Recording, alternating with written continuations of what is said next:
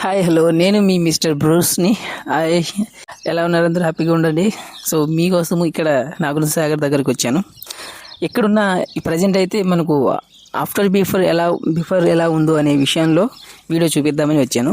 మనకు ఈ నాగార్జున సాగర్ ఆనకట్ట కట్టడం అనేది మెయిన్ 3 రీజన్స్తో కట్టడం జరిగింది. సో దాని విషయంలో నేను చెప్దామని వచ్చాను. అయితే కృష్ణా నదిపై నిర్మించడం జరిగింది దీనిని మెయిన్ రీజను ముఖ్యంగా ఇంకా ఏమంటారంటే దీన్ని ప్రపంచంలోనే అతిపెద్ద రాతి ఆనకట్టలో ఒకటిగా పేరు వచ్చింది దీనికి. ఈ నిర్మాణానికి మనము దీన్ని కట్టాలనుకున్నది 1955 డిసెంబర్ 10న శంకుస్థాపన చేశారు.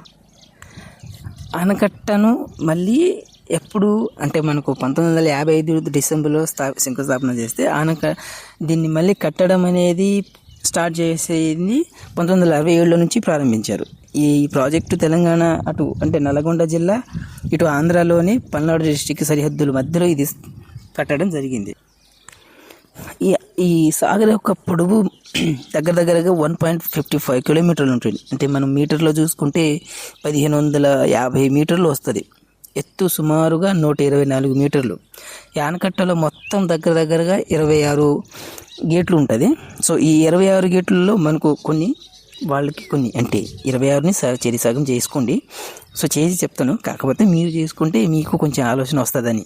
అయితే మెయిన్ రీజన్ ఈ రిజర్వేర్ స్టార్ట్ చేయడానికి దీని యొక్క మెయిన్ గ్రాస్ స్టోరేజ్ సామర్థ్యం చాలా వరకు 405 టీఎంసీలో ఉంటుంది.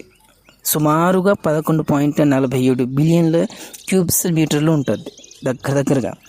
పూర్తి నీటి మట్టం దీని యొక్క అంటే FRL అనేది 590 అడుగులు ఉంటుంది.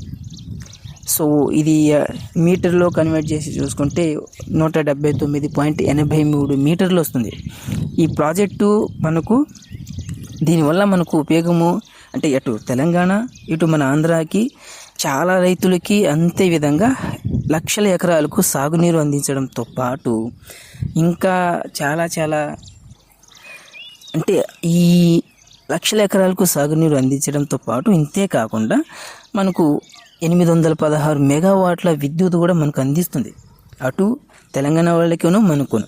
సో మనకు ఈ ఆనకట్ట సమీపంలో మనకు దగ్గరలో పైగా ఇది బౌద్ధ చరిత్ర ప్రదేశంగా ప్రసిద్ధి చెందింది.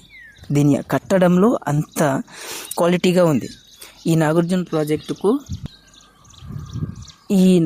సాగర్ ప్రాజెక్టు స్వాతంత్రం తర్వాత మనకు స్వాతంత్రం ఎప్పుడు 1947లో వచ్చింది. మనం దీన్ని శంకుస్థాపన చేసింది 1955లో. సో దాని తర్వాతనే మన స్వాతంత్రం వచ్చిన తర్వాతనే దీన్ని కట్టడం జరిగింది. ఇది అత్యంత ముఖ్యమైనగా అంటే నీళ్లు ఆపడంలో సామర్థ్యం కలిగింది ఇది. పైగా దీనికి మనకు తాగునీరుకును ఇంకా సాగునీరుకును మనకు ఎక్కువ 816 మెగావాట్ల విద్యుత్ కూడా మనకు అందించడం కోసం ఈ ప్రాజెక్ట్లో ఈ మూడిటి విషయంలో ప్రాజెక్ట్లో ఒకటిగా నిలిచింది. సో మొదటి స్థానంలో నిలిచింది ఇది. సో ఇంకా మంచి కంటెంట్ అందించడం చేస్తాను.